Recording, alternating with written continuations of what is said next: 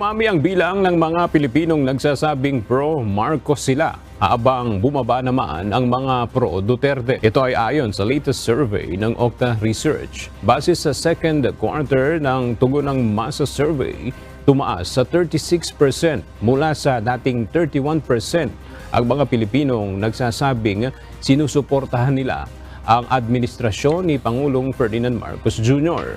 Samantala, nakakita naman ng 4 na puntos na pagbaba ang porsyento ng mga maka-Duterte. Mula sa 20% noong nakaraang quarter, 16% na lang ang nagsasabing naniniwala at sinusuportahan nila ang mga Duterte. 5% ang nagsabing sila ay oposisyon, habang 11% ang nagsabing wala silang pinapanigang kampo sa politika. Ang survey ay isinagawa noong June 26 hanggang July 1 at may 1,200 na respondents.